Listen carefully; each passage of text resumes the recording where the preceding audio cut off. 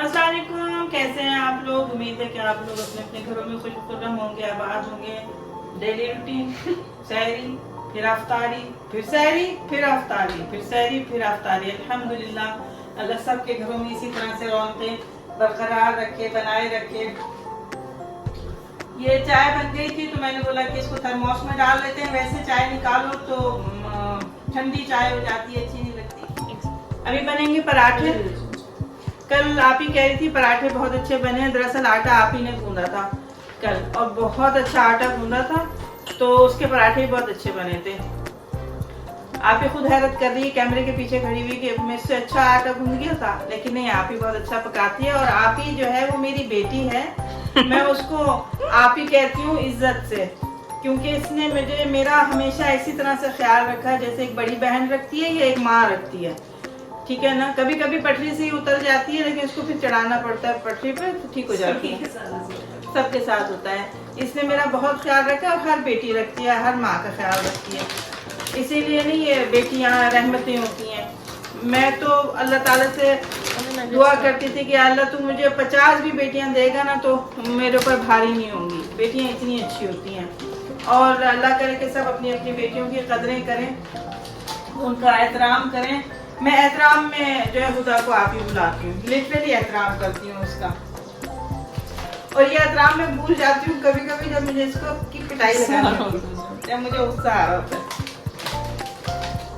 पिटाई in the sense कि वो हमारा छोटा है ना, वो पिटवाता रहता है बोल बोल। हम औरतों के पास ना हर चीज़ का जुगाड़ होता है। इस केटल में मैंने ना घी की बोतल रख दी थी जो कि वो अब घी पिघल गया। अब मैं जो हूँ वो पराठे डाल रही हूँ। किसी को मोटा पराठा चाहिए होता है, किसी को पतला पराठा चाहिए होता है, और किसी को मीठा, किसी को गुड़ वाला। अब एक बंदा जो है वो मास्टर शेफ बना हुआ होता है किचन के अंदर, कि उसको इतने टाइम में ये सब कुछ करना होता है।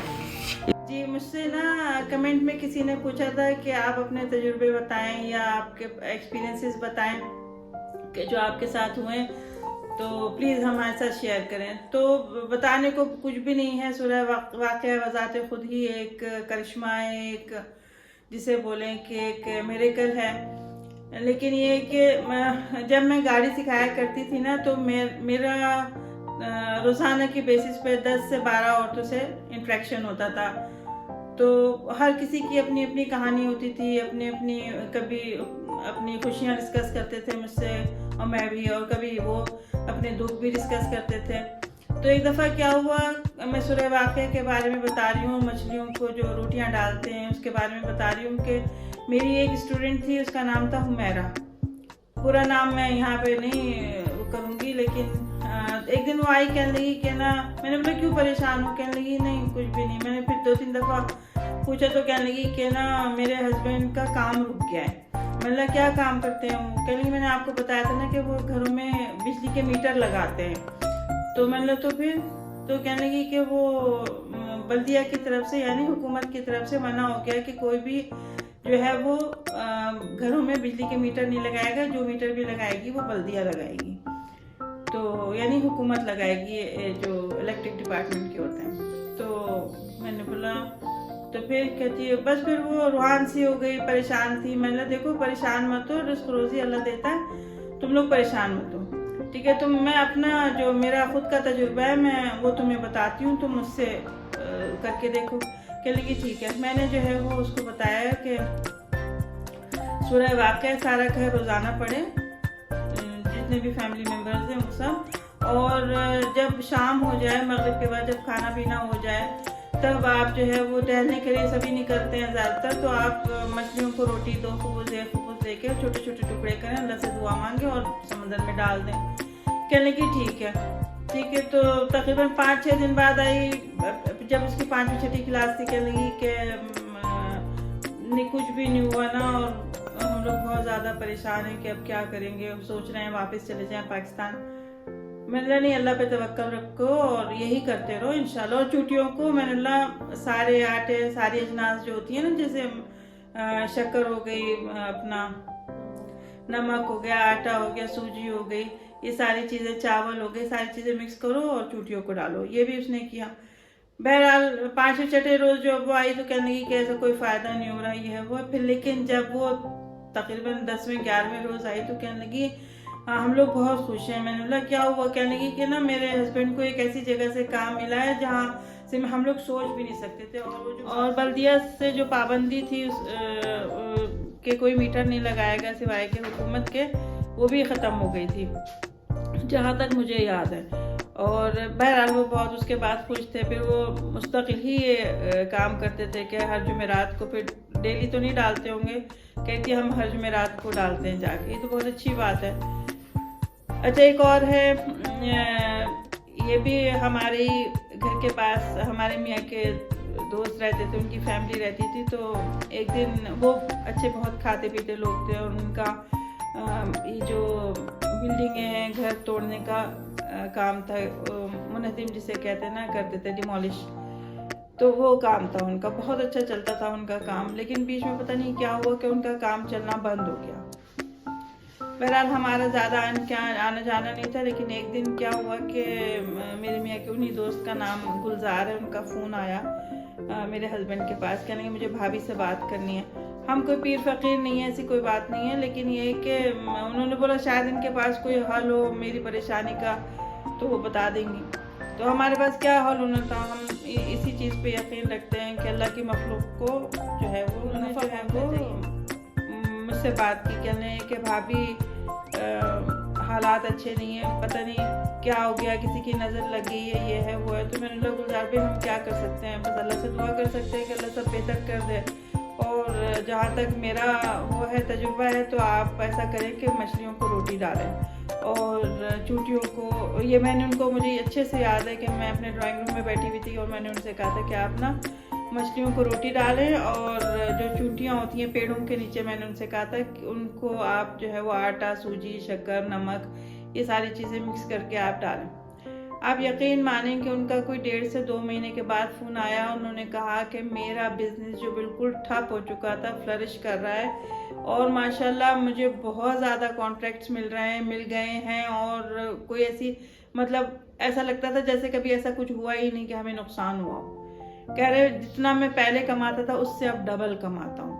ठीक है ना, बस ये अल्लाह ताला की तरफ से आजमाइश होती है, और अल्लाह ताला वसीला बनाता है किसी ना किसी को। जिस तरह से अगर मैं परेशान होती हूँ या कोई बात होती है, अक्सर ऐसा होता है कि टीवी ऑन करती हूँ तो कोई ना कोई अपने तजुर्बे बता रहा होता है, उसका हल समझ में आ जाता है कि अच्छा ये पढ़ेंगे तो ये हो जाएगा, अच्छा इससे ये फ़ायदा हो जाएगा, अच्छा अल्लाह का ये नाम लेने से, इतनी दफ़ा नाम लेने से ये फ़ायदा होगा। इस तरह से होता है सब कुछ। ठीक है ना, अल्लाह ताला का ये निज़ाम है कि अल्लाह ताला खुद तो ज़मीन पे आके हमें नहीं बताता। जाहिर सी बात है कि दुनिया के जो लोग हैं, हमारे आसपास जो लोग हैं, उन्हीं के ज़रिए से हमें जो है वो हमारे मसले हल होते हैं। तो उम्मीद है कि आप लोगों को मेरी ये बातें पसंद आती हों, और ये मेरे वो हैं, मतलब एक्सपीरियंसेस हैं जो मेरे साथ हुए। मैं कोई ऐसी कोई पीर फ़कीर नहीं हूँ, और अल्लाह ताला हमारे गुनाहों को बख्शे, और हमारी नमाज़ें जो कहते हैं ना नाक़िस नमाज़ें हमारी, जिसमें हमें पता नहीं है कि हम सही भी पढ़ रहे हैं या नहीं पढ़ रहे हैं, अल्लाह ताला उनको कबूल फरमाए और हमें हिदायत दे। आप ही है, मुझे जर्दा कम तरबूज का जूस ज़्यादा लग रहा है। ये मैं जर्दा बना रही हूँ, इसमें मैंने डाल दिया है चावल और जर्दे का रंग और पानी। पहले मैंने इसको जर्दे के रंग में चावलों को भिगो दिया था, फिर जो है वो अब मैंने जो है वो तकरीबन 1 कप घी लेके, 4 कप चावल थे मैंने, जैसे कि आपको पता होगा, आपने दिखाया पहले नहीं ना, 4 कप मैंने चावल लिए थे और 4 कप ही मैंने शक्कर ली है। उसको 1 गिलास घी में अपना इलायचियाँ कड़कड़ा के, तो उसमें मैंने शक्कर डाल दी। शक्कर को मैंने थोड़ा सा भूना ताकि वो थोड़ी सी कैरमलाइज हो जाए। बस उसके बाद मैंने उसके अंदर 1.5 कप पानी डाल दिया। पानी डाल के मैं उसका शीरा बना लिया। इधर मेरे चावल बॉयल हो गए तो मैंने उनका पानी फेंक दिया, और उसके बाद मैंने ये शीरा इसमें ऐड कर दिया। आप तो इतनी जल्दी जल्दी बोल रहे, रिकॉर्डेड लग रही है अभी। है नहीं, मैंने बोला ये ऐसा ना रेसिपी जो है वो ख़त्म हो जाए, मैं बोलती रहूँ। अच्छा, उसके बाद मैंने ये बादाम पिस्ते इसके ऊपर डाल दिए थे, और इसको 10 मिनट दम लगाने के बाद मैं फिर इसको खोल के इसके अंदर फिर बादाम पिस्ते ऐड करूँगी, और क्या खोया, अच्छा खोया ऐड करूँगी। ये मैं बना रही हूँ पुलाव की फरमाइश थी। पुलाव मैंने पहले भी दिखाया है, और अभी फिर बता देती हूँ। मैंने तकरीबन 1.5 kg गोश्त लिया था, उसमें मैंने पानी डाला, अदरक लहसुन प्याज और गोल वाली मिर्चें और सारा खड़ा गरम मसाला डाल दिया मैंने, और धनिया और सौंफ का अलग से मैंने पानी बॉईल करके 1 घंटे तक बॉईल किया, और फिर उसका पानी गोश्त में डाल के गोश्त को मैंने यखनी ये अपना पकने के लिए चढ़ा दिया, उसकी यखनी के लिए। अच्छा, अब मैं जो हूँ उस पर खोया डाल रही हूँ अपना जर्दे पे, और खोया थोड़ा सा कम पड़ गया तो हमारी वालदा मरहुमा अल्लाह उन्हें जन्नत नसीब करे, तो क्या करती थी खोए पे वो डाल देती थी, क्या पे नीडो जो ड्राई मिल्क होता है ना वो। मैंने भी थोड़ा सा स्प्रिंकल, हाँ खोए का अपना टेस्ट होता है, मैंने भी इस पर थोड़ा सा स्प्रिंकल कर दिया था, और बहुत अच्छा पुलाव ये अपना जर्दा बना था। पुलाव भी बहुत लशपश बना था। फिर मुझे ये मुनक्का बहुत पसंद है तो मैंने मुनक्का डाल दी, हालांकि मैंने एक चावल भी नहीं चखा। अच्छा, अब जो है वो पुलाव का भगार हो रहा है। मैंने भगार के लिए एक बड़ी प्याज ली थी, जिसमें से 90% मैंने प्याज निकाल ली, और 10% प्याज में मैंने अदरक डाल दिया, और हरी मिर्चें डाल दी, और गोश्त डाल दिया, और उसको मैं और तकरीबन मैंने क्या समझे 1 टीस्पून मैंने अदरक लहसुन डाला पिसा हुआ, और गोश्त को मैंने भूना थोड़ा सा, और फिर मैंने ये यखनी जो बनाई थी मैंने पुलाव के लिए वो मैंने इसके अंदर डाल दी, और 1 चम्मच नमक पहले भी मैं डाल चुकी थी, और अब फिर मैं जो हूँ वो नमक मैंने थोड़ा सा टू टेस्ट डाल दिया। अब आप ही बना रही है पनोपला की फरमाइश थी, बेटे ने कहा खीर बना दे, हमने सस्ते में काम टाला। खीर बनाना तकरीबन 4 घंटे का काम है, पनोपला तकरीबन आधे घंटे में बन जाता है, तो मैंने बोला बेटा पनोपला खा लो, खीर बाद में बना दूंगी इंशाल्लाह। खीर मैं कल बनाऊंगी अल्लाह के हुक्म के साथ। फिर पनोपला की रेसिपी पहले भी आप ही डाल चुकी है, उसी रेसिपी से आप बनाएं, बहुत अच्छा बनेगा। अभी आप ही एक चीज़ करेगी, मैं आपको बताऊंगी। ये देखें आप ही क्या करिए, आप ही आंखें बनाने की कोशिश कर रही है। देखिएगा ये एक आंख बन गई, ये दूसरी आंख बन गई, ये देखें ये ओ कर रहा है ओ।